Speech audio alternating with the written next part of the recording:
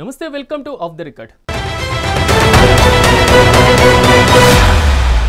కరీంనగర్ జిల్లా బీజేపీలో ప్రస్తుతం స్థానిక సంస్థల టికెట్ల గొడవ మొదలైందట.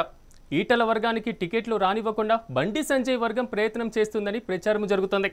గత ఎన్నికల్లో జరిగినటువంటి లోక్సభ ఎన్నికల్లో బండి సంజయ్ గెలవకుండా చేయాలని ఈటల వర్గం కుట్రలు చేసిందని, అందుకే ఇప్పుడు సంజయ్ వర్గం ప్రతీకారం కోసం వెయిట్ చేస్తున్నట్లు జిల్లాలో ప్రచారం జరుగుతుంది.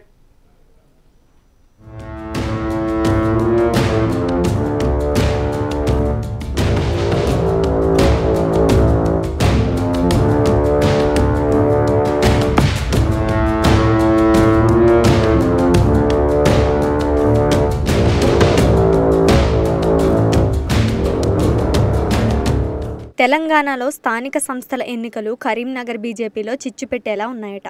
ముఖ్యంగా కేంద్ర మంత్రి బండి సంజయ్, ఎంపీ ఈటెల రాజేందర్ వర్గాలు ఒకరిపై మరొకరు కత్తులు దూసుకుంటున్నట్లు జిల్లాలో ప్రచారం జరుగుతోంది. మొన్నటి ఎంపీ ఎన్నికల్లో బండి సంజయ్కి వ్యతిరేకంగా ఈటెల వర్గం పనిచేసిందన్న ఆరోపణలు వచ్చాయి.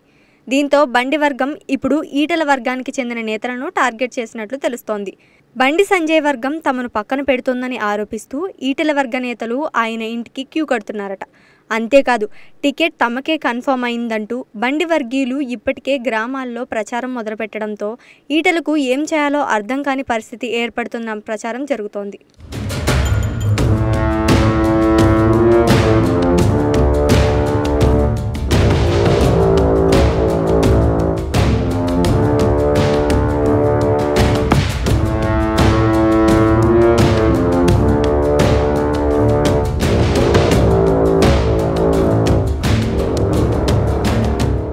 రాబోయే తెలంగాణ అసెంబ్లీ ఎన్నికల్లో హుజూరాబాద్ అసెంబ్లీ సీట్ నుంచి ఈటెల రాజేందర్ పోటీ చేయాలని భావిస్తున్నారు.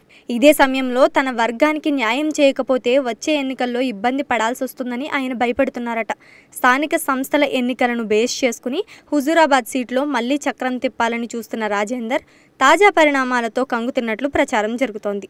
అంతేకాదు, హుజూరాబాద్ నియోజకవర్గంలో మొదటి నుంచి బీజేపీతో ఉన్న వారంతా బండి సంజయ్ వర్గానికి చెందినవారే.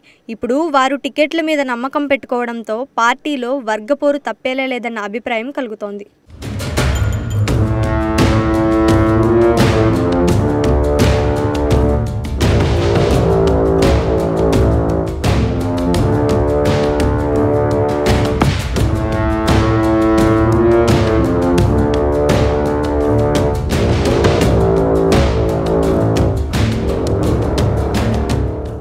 మరో విషయం ఏంటంటే, హుజూరాబాద్ పర్యటనకు వెళ్లిన బండి సంజయ్ బీజేపీ కార్యకర్తలో చెప్పిన మాటలు ఇప్పుడు జిల్లా పార్టీలో కాకపుట్టినాయట. ఈటెల జిందాబాద్ అంటే టికెట్లు రావని, బీజేపీ జిందాబాద్ అంటేనే టికెట్లు వస్తాయని కార్యకర్తలతో నేరుగా చెప్పడం ఇప్పుడు హాట్ టాపిక్ అయింది.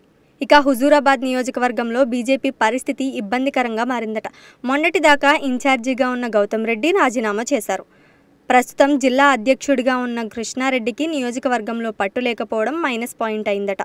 దీంతో కేవలం బండి సంజయ్ వర్గం మినహా ఈటెల వర్గం నేతలతో ఆయనకు పరిచయం లేకపోవడంతో పరిస్థితి దారుణంగా మారినట్లు ప్రచారం జరుగుతోంది.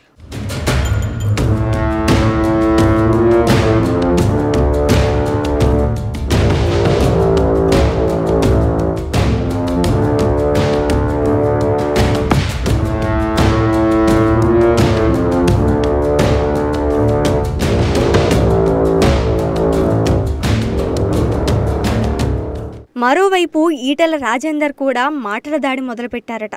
తాను బీజేపీలోకి రాకముందు అప్పటి ఎన్నికల్లో 50,000 మెజారిటీతో గెలిచినట్లు చెప్తున్న ఆయన ఆ ఎన్నికల సమయంలో బీజేపీ కేడర్ ఎక్కడ ఉందని ప్రశ్నిస్తున్నారట. తాను రావడం వల్లే హుజూరాబాద్ సీట్లో బీజేపీ బలం పెరిగిందే తప్ప ఇంకెవరి వల్ల కాదంటూ పరోక్షంగా బండి సంజయ్ మీద సెటైర్లు వేస్తున్నారట. దీంతో ఈ మొత్తం వ్యవహారం రాబోయే స్థానిక సంస్థల ఎన్నికల్లో బీజేపీని దెబ్బతీయడం ఖాయమని కార్యకర్తలు భయపడుతున్నట్లు తెలుస్తోంది.